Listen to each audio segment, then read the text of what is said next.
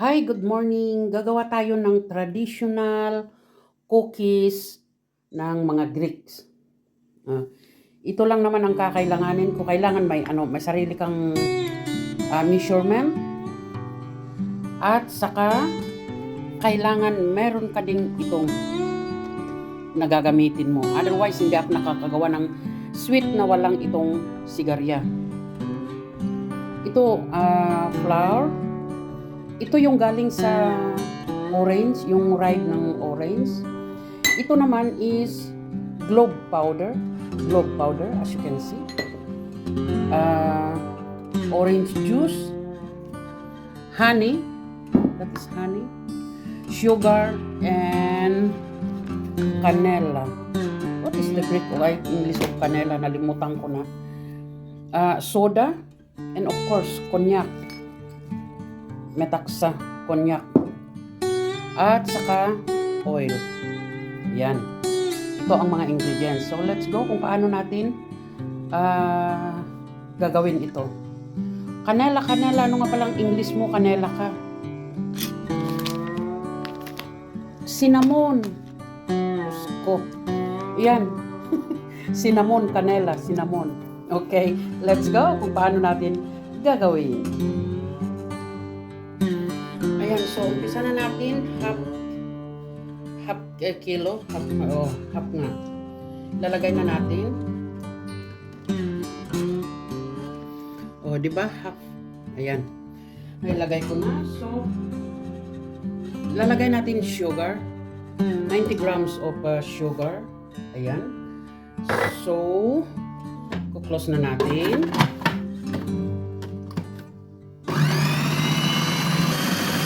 1 teaspoon of cloves,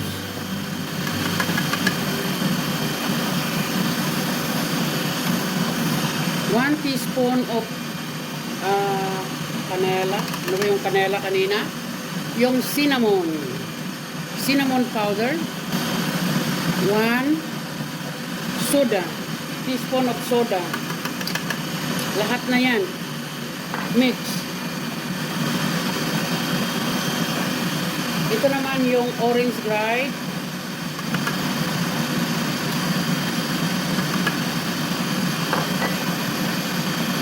Ayan. And then, hayaan lang natin. 1 spinach liquor, cognac. Ayan. 230 grams of orange juice. Ayan. So, dahan-dahan na natin ilalagay ang flour. Ayan lang naman. Ayan. Ayan, nilagay ko na lahat ang flour. Rinig nyo naman na nagbabago na yung yung tunog. Kaya it's ready. Ayan, let's say, nabasag ko na rin. Mabuti na lang ng asawa ko to. Kailangan parang kunting flour.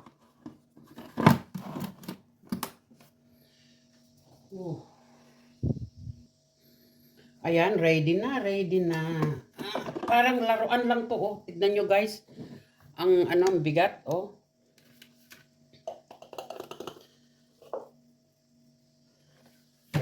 ayan.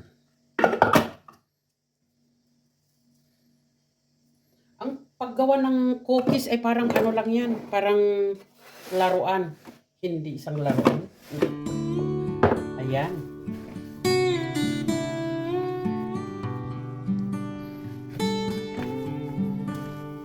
Napakaganda. Kaya kung every year gumagawa ako ng ganito, milomakarona, yung Greek words. Hahayaan ko lang ito to take rest for 1 hour para makarest, para bubuslok. Yung ibig sabihin, yung aalsa. Very nice, Yan. So habang na nagre-rest pa yung cookies na gagawin ko, magano naman tayo ng ito walnuts. Ito yung walnuts na so i-blend natin ang blender natin ang walnuts. Malinis na oh. Malinis na malinis.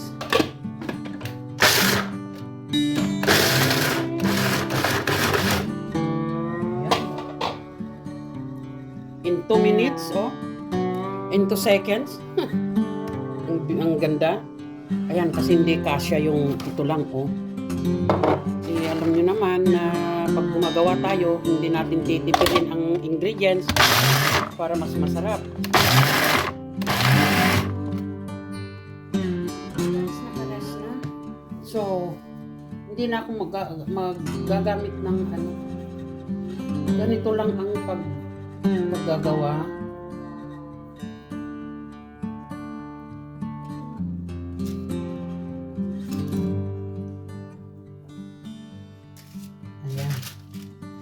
So, hilera lang na ganyan.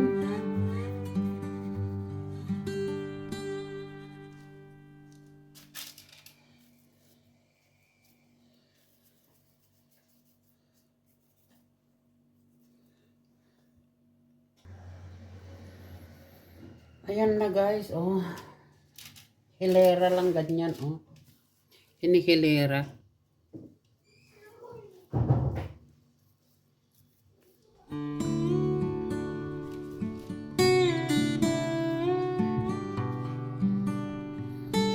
Tapos, ganyan.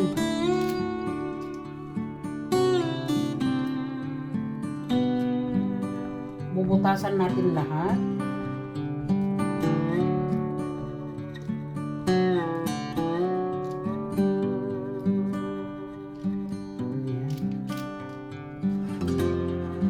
Napakatyaga ko magluto ng ganito.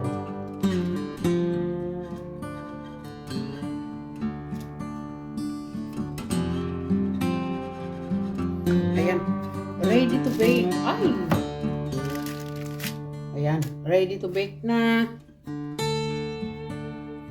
Ayan. Kailangan lalagyan natin ng ganito.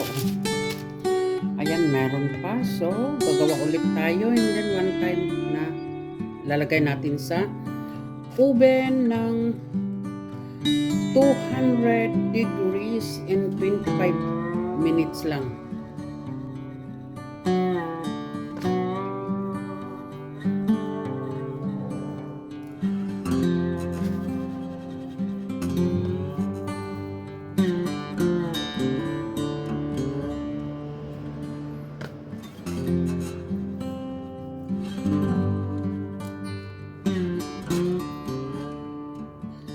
Ayan, tapos na ang second batch.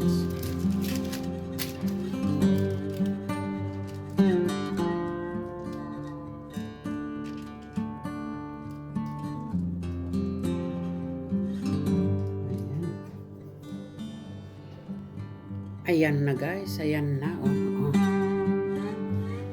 Lalagay ko na ngayon sa oven.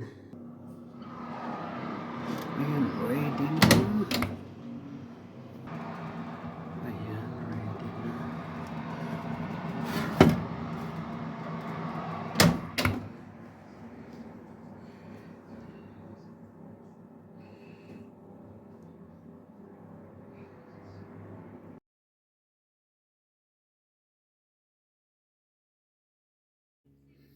Hello guys, ito na oh.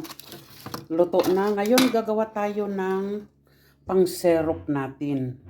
Ito lalagyan natin ng syrup. Kaya gagawa na tayo ng syrup. So kailangan ko ang 2 cups water and 2 cups of honey. Napakagandang honey dito guys. Oh. 2 cups.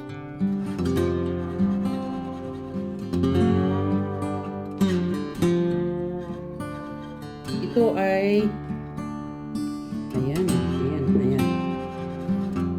Nalagay dito. ito yung gagawin nating syrup ng cookies natin.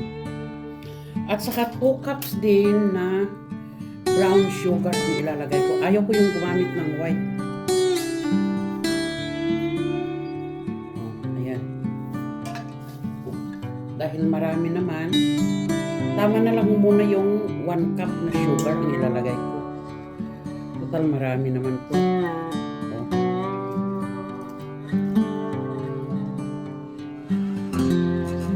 And what else ang ilalagay natin?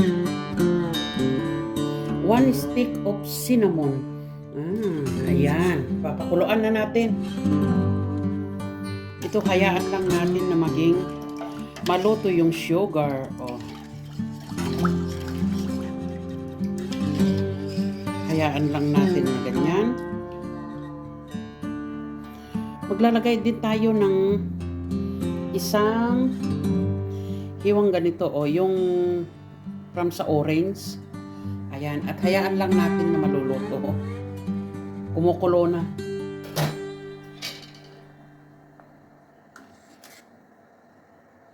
Hayaan lang natin na maluto yung sugar. Ayan. Kaya aalisin ko tong bula.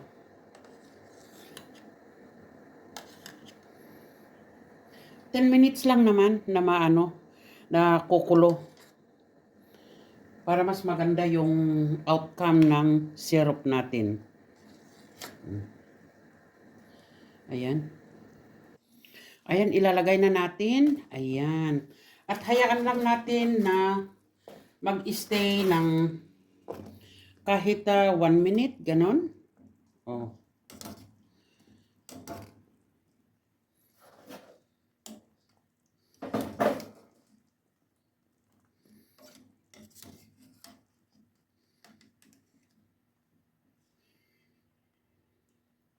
Matrabaho din ito, cookies na ito.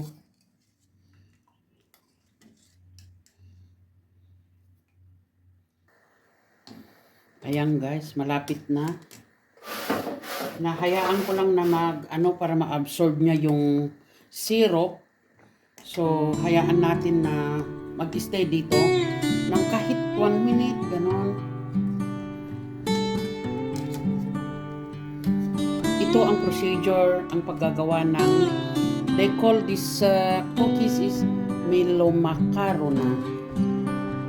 Ito ang Greek traditional na cookies. Ito yung lagi kong ginagawa. Last other year, gumawa ako ng ganito 3 beses. Diyos ko.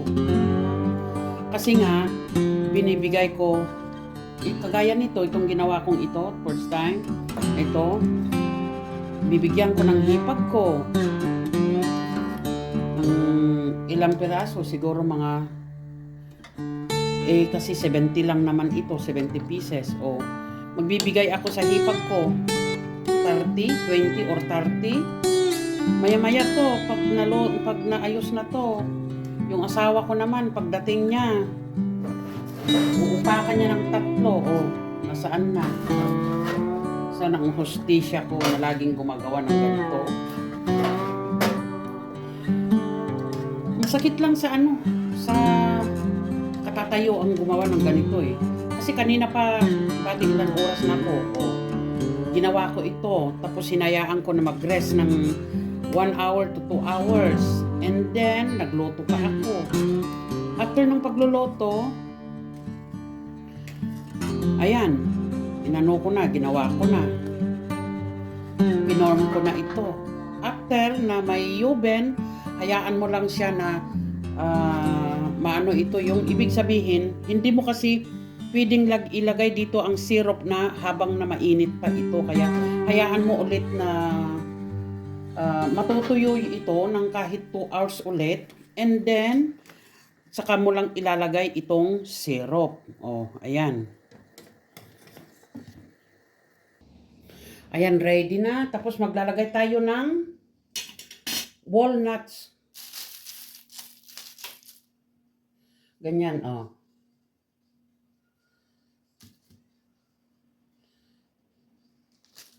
Basta lahat ganito ang gagawin natin.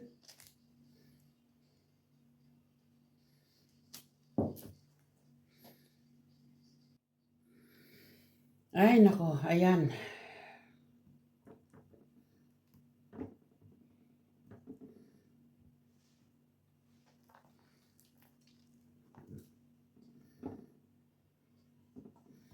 Nako, Diyos ko.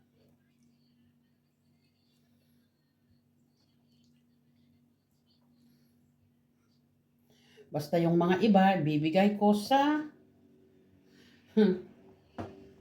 Ayan.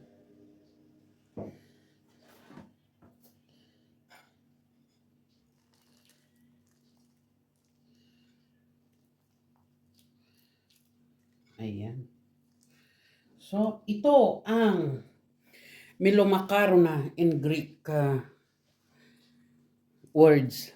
Milomakarona means cookies ng ng during Pasko dito sa Greece. Ayan. So, okay guys, ito na ang kinalabasan ng cookies na niloto ko. Okay, mega mega love shout out sa inyong lahat. Thank you for watching. Bye-bye!